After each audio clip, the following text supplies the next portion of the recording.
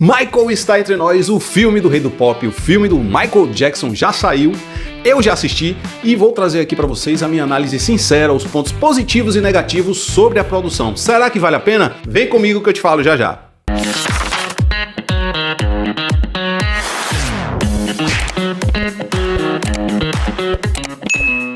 Fala galera, você está no Popnauta, eu sou Giva e hoje vou trazer a minha opinião sincera sobre o filme Michael, com spoilers, aqui nesse vídeo. Então, se você ainda não assistiu, segura a onda, vai lá, assiste o filme e depois volta aqui pra gente refletir junto sobre esses pontos que eu vou trazer, beleza?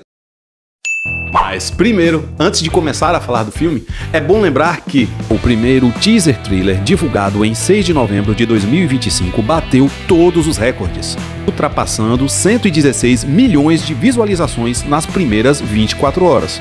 Lembrando também que tem um vídeo de reação minha aqui com esse primeiro trailer. Pode dar uma conferida lá, beleza? A importância de Michael Jackson para o cenário da música pop mundial é indiscutível e inegável. Nenhum artista cantou, produziu e dançou com um talento igual ao Michael. E até hoje ele continua sendo referência para cantores e artistas de outras gerações que vieram depois e estão aí no cenário da música até hoje, como Justin Bieber, Beyoncé, Bruno Mars, Justin Timberlake, entre outros. Bom, sou suspeito em dizer, mas eu gostei muito do filme como fã. Lógico, né? O filme é um presente para nós fãs, porém senti falta de alguns pontos que eu vou falar mais na frente da análise aí. O filme traz todo o início de carreira do Michael, desde a sua trajetória inicial, da formação com os seus irmãos, do Jackson 5, a sua relação complicada com o seu pai, o Joseph Jackson. Ele não permitia nem que os meninos o chamassem de pai e sim de Joseph, porque ele falava, olha, aqui eu sou o Joseph. Ele era o produtor, o empresário e era muito carrasco e muito duro. O Michael não teve a sua infância, né? Ele era proibido de brincar porque todo tempo vago, toda hora que ele tinha disponível era para os ensaios. E o pai sempre duro e dando correção até com surras. Então o filme mostra essa fase do Michael com os irmãos, todo o primeiro ciclo aí com os Jackson 5, até os primeiros passos de sua produção solo. Também a parceria com o produtor musical Quincy Jones, momentos como o famoso acidente aí no comercial da Pepsi com o Jackson 5, no qual ele queima os cabelos e através disso aí começa essa dependência, né, dos medicamentos, mas isso não é aprofundado no filme. E o filme mostra essa dualidade, né, esse início com os Jackson 5, a carreira solo e termina com a apresentação já na turnê do disco Bad, na Bad Tour, no qual o Jafar faz uma apresentação, uma performance bem marcante, assim, a semelhança com o Michael fica ainda maior. É interessante ver durante o filme as mudanças, né, que ele vai fazendo também na face. Tem a primeira cirurgia do nariz, é mostrado de uma forma sutil a questão do vitiligo, mas não é aprofundado também.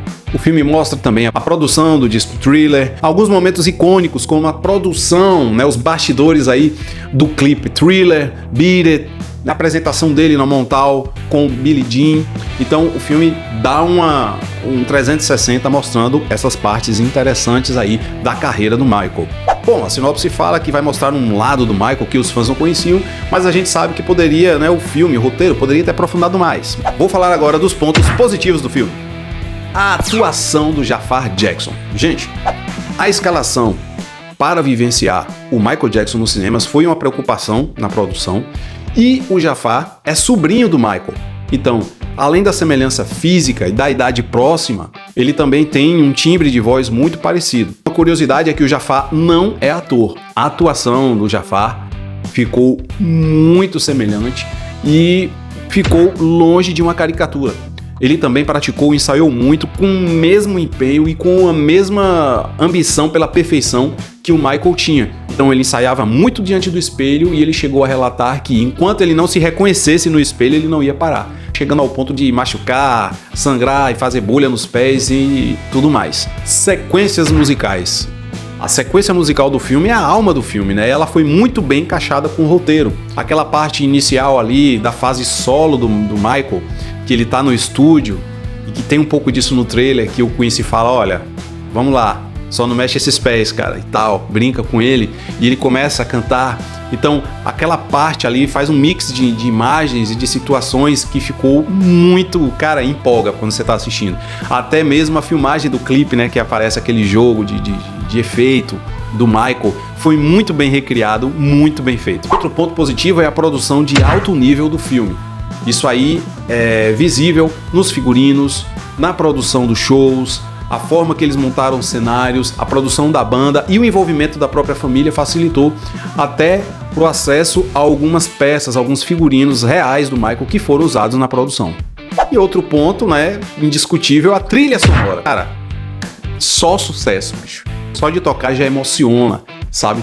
Você ouvir aquelas músicas da forma que eles são encaixadas no roteiro, realmente, para quem é fã, que conhece um pouco da história do Michael, acompanhou essas produções, já dá assim um gostinho, né, de você estar ali vendo mesmo o Michael na tela. Isso é bem bacana de assistir. Outro ponto positivo é a recriação de momentos marcantes. O trabalho de pesquisa feito nesse filme foi absurdo. Você vê detalhes do figurino do Michael, detalhes assim da disposição da banda no palco, o frenesi. Eu tava assistindo e tava falando, cara, tá faltando mostrar aí o delírio dos fãs. Tá faltando aquela coisa, porque o show do Michael era uma coisa muito... como eu vou dizer, era um espetáculo muito grande, as pessoas entravam no frenesi, entravam quase que num transe, muita gente desmaiava e isso é mostrado no filme, as fãs gritando, desmaiando, sendo retiradas ali enquanto ele se apresentava. Outro ponto positivo é o elenco. O Jafar como o Michael foi brilhante, cara, ele em momento algum ficou caricato. Não ficou parecendo que era uma imitação do Michael, sabe? Ficou natural e isso que é bacana de você assistir. O Juliano, que é o ator que faz o Michael como criança, cara, o menino canta muito. E ali foi usado em alguns takes a voz dele mesmo. E ele mandou muito bem, cara. Tanto no carisma, na presença, aquela coisa do brilho no olhar, a forma de dançar, de se posicionar. Ficou muito bom. O Domingo, que faz aí o pai, né, o vilão que é colocado na história, o pai do Michael Jackson, cara, tem cenas assim que você toma ranço do cara mesmo. Ele encarnou o Joseph Jackson de uma forma assim bacana e, de novo, também não ficou caricato, não ficou uma imitação, ficou natural.